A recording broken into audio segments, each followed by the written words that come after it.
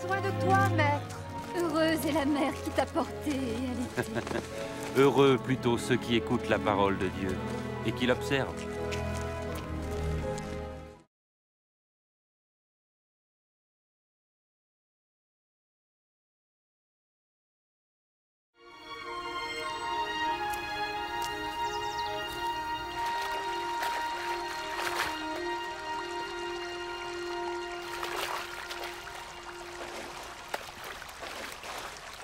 Apprends-nous à prier, comme Jean l'a appris à ses disciples. Quand vous priez, dites « Notre Père qui es aux cieux, que ton nom soit sanctifié, que ton règne vienne, que ta volonté soit faite sur la terre comme au ciel. Donne-nous chaque jour notre pain quotidien. Pardonne-nous nos offenses, comme nous pardonnons aussi à ceux qui nous ont offensés. Protège-nous contre la tentation et délivre-nous du mal. »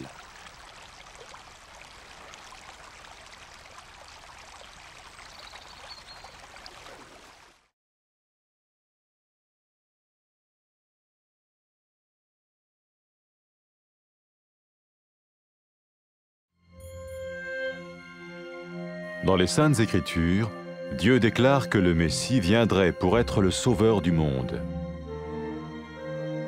La vie de Jésus prouve qu'il est bien celui dont les prophètes avaient parlé. Ésaïe a prophétisé que la Vierge deviendrait enceinte et qu'elle enfanterait un fils. Des siècles plus tard, la naissance de Jésus accomplissait cette prophétie.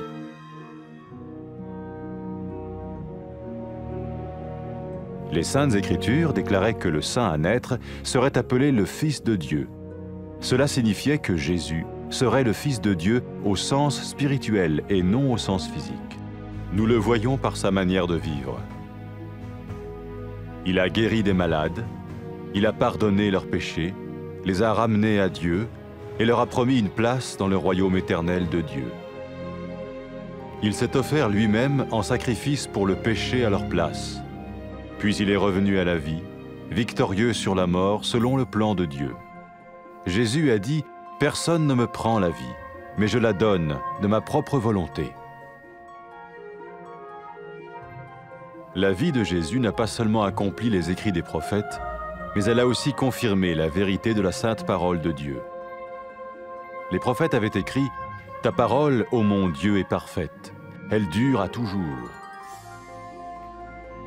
Jésus lui-même a dit « Le ciel et la terre disparaîtront, tandis que mes paroles ne disparaîtront jamais. »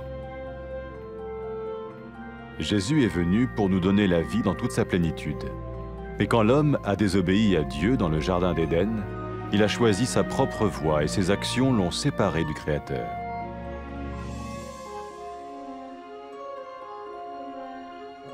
Les Saintes Écritures déclarent que tous ont péché et que le salaire que paye le péché, c'est la mort. Il s'agit de la mort spirituelle, éternelle séparation d'avec Dieu. Mais tout comme Dieu a donné un bélier pour qu'il meure à la place du fils d'Abraham, ainsi il a envoyé Jésus, le Messie, mourir à notre place. Sa vie, sa mort et sa résurrection restaurent la relation entre Dieu et tous ceux qui mettent leur confiance en lui. Maintenant, non seulement Jésus pardonne les péchés de ceux qui le suivent, mais il les sauve aussi du jugement éternel de Dieu. Ils sont sûrs d'aller au paradis et de vivre avec lui pour toujours. C'est cette vie et cette liberté de la culpabilité et du pouvoir du péché que Jésus offre à chacun aujourd'hui. Cela ne veut pas dire suivre une religion, mais choisir d'avoir foi en Jésus qui dit « Je me tiens à la porte et je frappe. Si quelqu'un entend ma voix et ouvre la porte, j'entrerai chez lui. » Cela veut dire se tourner vers Dieu et croire que Jésus vient dans nos vies pardonner nos péchés et nous rendre tels qu'il veut que nous soyons. Il ne suffit pas d'approuver intellectuellement ce qu'il dit, ni de vivre une expérience émotionnelle. Nous le recevons par grâce, au moyen de la foi, par un acte de notre volonté. Lorsque quelqu'un est prêt à suivre Jésus le Messie, il peut lui parler par une simple prière. Peut-être êtes-vous prêt maintenant à ouvrir votre vie à Dieu. Si oui, vous pouvez vous joindre à la prière suivante, silencieusement. dans votre cœur. Seigneur Jésus, j'ai besoin de toi. Merci d'être mort sur la croix pour mes péchés.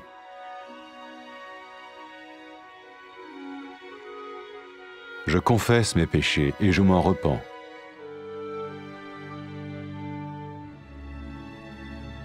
Je t'ouvre la porte de ma vie et je te reçois comme mon Sauveur et Seigneur.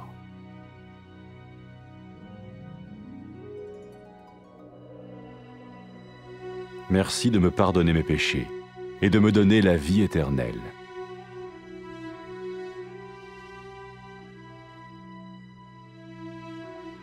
Fais de moi le genre de personne que tu veux que je sois.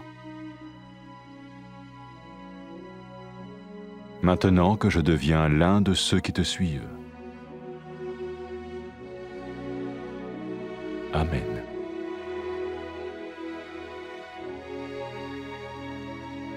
Jésus a dit à propos de ses disciples, « Mes brebis écoutent ma voix, je les connais et elles me suivent. » Pour expérimenter la vie en abondance promise par Jésus, ceux qui le suivent parlent à Dieu chaque jour dans la prière et lisent ou écoutent sa parole.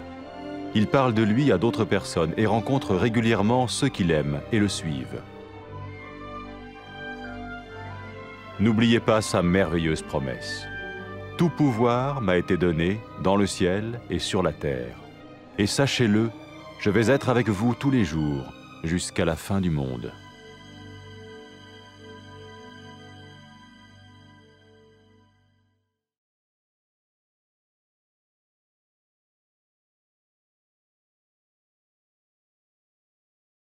سيدي نحتاجوك.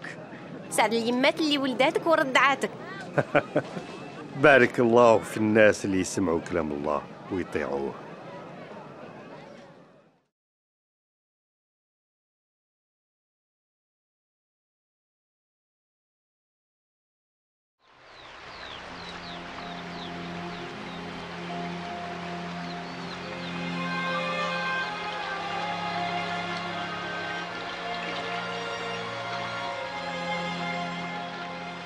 علمنا الصلاة كما يحيى علم صحابه. يتصلوا قولوا بابانا اللي في السماء يتقدس اسمك ويجي ملكوتك وتكون مشيئتك في السماء كما في الارض. اعطينا خبزنا الكافي كل يوم واغفر ذنوبنا كما نغفر حنا تاني للجميع اللي يظلمونا. ما تدخلناش في التجربة بصح نجينا من الشرير.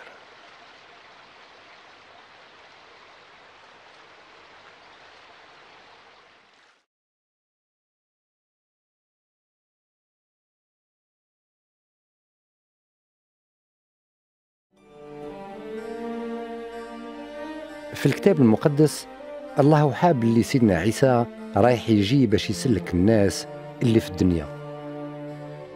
حياة سيدنا عيسى تثبتت باللي بالحق هو اللي تنبأوا عليه الأنبياء. النبي إشعياء تنبأ وقال العذراء بالجوف ترفد وبطفيل تولد. قرون من بعد زيادة سيدنا عيسى حقت هذيك النبوة. في الكتاب المقدس مذكور باللي سيدنا عيسى يقولوا له ابن الله. هذا الشيء يعني باللي سيدنا عيسى وليده ماشي بالمعنى اللي تقصد الذات بصح بالمعنى اللي تقصد الروح. وهذا الشيء نشوفوه في سيرة حياته. برا المرضى سامح لهم ذنوبهم، رجعهم يسيروا في طريق الله، ووعدهم بإمكان في ملكوت الله دائما. قدم نفسه ضحية في عوضهم على جال ذنوبهم، ومن بعد رجع للحياة انصر على الموت كما كان الله مخطط. سيدنا عيسى قال حتى واحد ما ياخذ حياتي مني أنا اللي نضحيها برضايتي. حياة سيدنا عيسى تمت واش تنبأوا به الأنبياء، وتاني ثبتت حقيقة كلمة الله المقدسة. الأنبياء قالوا كلام الله صحيح وتامم، كلامك يا ربي دايم. وسيدنا عيسى بنفسه قال السماء والأرض يزولوا بصح كلامي عمره ما يزول. سيدنا عيسى جاء باش يعطي لنا الحياة الكاملة، بصح كي الإنسان عصى الله في جنة عدن خير يسير في الطريق اللي تخصه وحده، وفعاله بعدوه على الخلق. الكتاب المقدس يصرح باللي الجميع ذنبوا وباللي عقوبة الذنوب هي الموت. هذا الشيء معناته موت الروح، يعني الفراق الدايم من الله. بصح كيما الله أعطى كبش يفدي وليد سيدنا إبراهيم، هكذا بعد سيدنا عيسى المسيح باش يموت في مضربنا. حياته والموت ديالو وقيامته من بين الموتى رجعوا العلاقة بين الله وبين جميع المؤمنين به. ودروك دوك اللي يامنوا بسيدنا عيسى ذنوبهم تغفروا لهم، بصح تاني راهم سلكوا من عذاب العقاب، راهم ضامنين الجنة خالدين فيها معاه. واليوم سيدنا عيسى حرر كل واحد من الذنب والقوة وجعله يتحكم على الخطية. هذا الشيء ما يعنيش يتبعوا دين، بصح يخيروا الثقة والإيمان بسيدنا المسيح اللي قال أراني نوقف عند الباب وندقدق، لو كان كاش واحد يسمع الصوت ديالي ويحل لي الباب راني ندخل عنده. هذا الشيء يعني نتوبوا لله ونامنوا باللي سيدنا عيسى يدخل في حياتنا ويغفر لنا ذنوبنا ويجعلنا كما يحب نكونوا. ما يكفيش نقبلوا كلامه بالفهامة ولا كي تصرى لنا حاجة تحننا، بصح لازم نتبعوه كي ينعم علينا بالإيمان ونطلبوا منه بالإرادة ديالنا. كي يكونوا الناس واجدين باش يتبعوا سيدنا عيسى يقدروا يكلموه بدعاء سهل. بلاك راكوا واجدين دروك تقدموا حياتكم لله، وإلا كان هذاك هو الحال تقدروا تتبعوا في قلوبكم هذه الصلاة: يا سيدنا عيسى أنا نحتاجك،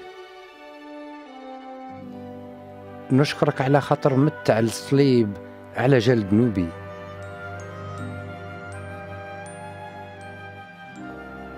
نقرب ذنوبي ونتوب.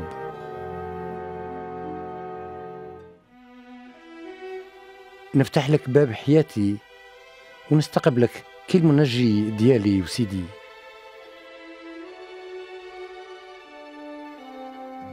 نشكرك على خاطر غفرت لي ذنوبي وعطيت لي الحياة الدائمة.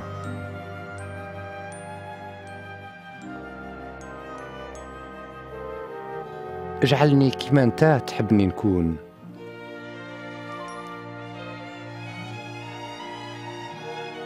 اجعلني من التابعين ديالك. امين. سيدنا عيسى قال على اللي يتبعوه: الغنم ديالي يعقلوا الصوت ديالي، انا نعرفهم وهم يتبعوني. باش نجربوا الحياة المعمرة بالبركة اللي وعدها سيدنا عيسى لازم اللي يتبعوه يداوموا في الصلاة ويقراوا الكلمة ديالو، لازم يبشروا به الآخرين ويتنظموا باش يكونوا مع المؤمنين اللي يحبوه ويتبعوه. وتاني تفكروا ما تنساوش وعده الصادق كي قال: الله أعطاني جميع القدرة اللي في السماء والأرض. تفكروا راني معاكم دايما حتى لآخر الدنيا.